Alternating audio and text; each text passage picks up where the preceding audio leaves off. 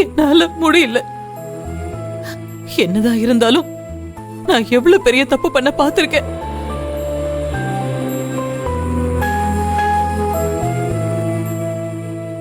என் பிள்ளைங்களை தூக்கி வளர்த்த இந்த கையாலேயே அவங்களுக்கு மருந்து கொடுத்து கொல்லணும்னு முடிவெடுக்கிற நிலைமைக்கு அந்த கடவுள் என்ன ஆளாக்கிட்டாரே.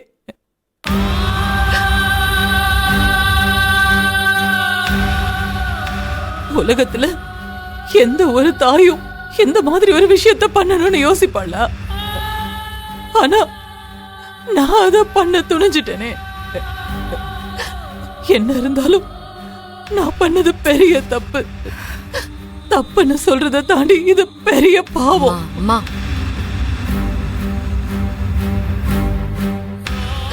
நான் எந்த ஒரு சூழ்நிலையில அப்படி ஒரு முடிவு எடுத்தேன்னு சொன்னாலும் நான் பண்ண காரியத்தை எந்த விதத்திலையும் நியாயப்படுத்த முடியாது.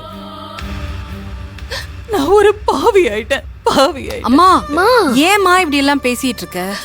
நீ நினைக்கிற மாதிரி எல்லாம் எதுவுமே இல்ல. உன்னை நியாயப்படுத்துறதுக்கான எந்த தேவையும் இல்ல.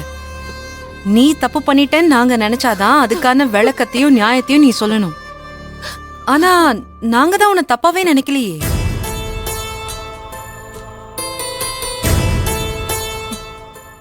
உன்னை பத்தி உன்னை விட எங்க எல்லாருக்கும் நல்லா தெரியும். எங்களுக்காகவே ஒவ்வொரு நிமிஷமும் வாழ்ந்துட்டு இருக்கிற நீ நிச்சயமா எங்களை வாழ விடக்கூடாதுன்னு நினைக்க மாட்டேமா.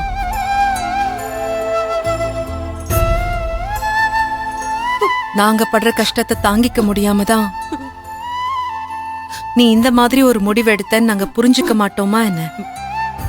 ஏமா, இதான் உன் பிள்ளைங்களை பத்தி நீ புரிஞ்சு வச்சிருக்கிறதா?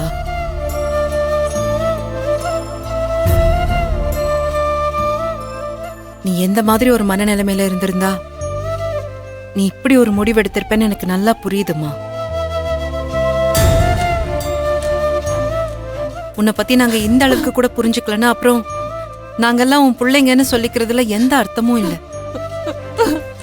மா, நாங்க தான் இவ்வளவு தூரம் சொல்றோம்ல. நீங்க பண்ண விஷயத்தால நாங்க யாரும் எந்த கஷ்டமும் படல. ஆனா இப்படி ஒரு விஷயத்த பண்ணிட்டோமேன்னு நீங்க அழுது கதறீங்கல்ல மா, அதுதான் எங்க எல்லாருக்கும் கஷ்டத்தை கொடுக்குது. உண்மையான அன்பு வச்சிருக்கிற எந்த பிள்ளைங்களும் பெத்த தாய் கண்கலங்கிறத பார்த்து கஷ்டப்படாம இருக்கவே முடியாதுமா. மா, நான் உங்களையும் என் அம்மாவா நினைச்சு சொல்றேன். மா, நீங்க அழாதீங்கம்மா. எப்படிமா அழாம இருக்க முடியும்?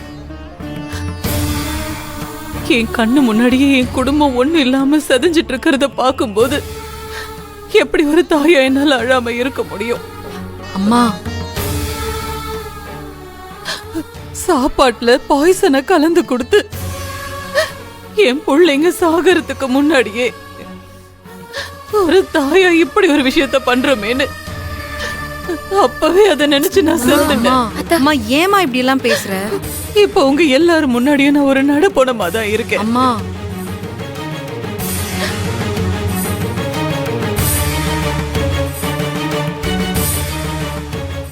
அம்மா ப்ளீஸ் இப்படி எல்லாம் பேசாதம்மா. இப்ப எங்க யாருக்குமே எதுவும் ஆகலல்ல.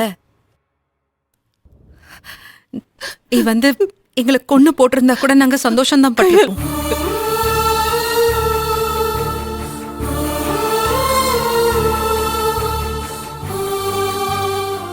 ஆனா எங்களை நீ கொல்ல நினைச்சு எங்களை ஏதோ நீ கஷ்டப்படுத்திட்டுதா இப்போ பேசுற வார்த்தைங்களை கேட்கும் போதுதான் எனக்கு ஏதோ உயிர் போயிருக்கலாமோன்னு தோணுது.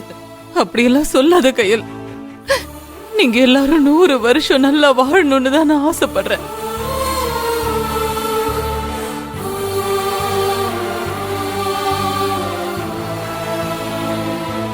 ஏதோ புத்தி கெட்டு போய் இப்படி ஒரு முட்டாள்தனமான முடிவு எடுத்துட்டேன். என்ன மன்னிச்சிருக்க. அம்மா, என்னம்மா இது? அம்மா, எந்த தப்புமே பண்ணல நீ. இப்ப என்ன இது மன்னிப்பெல்லாம் கேட்டுக்கிட்டு? அமைதியா இரு நீ.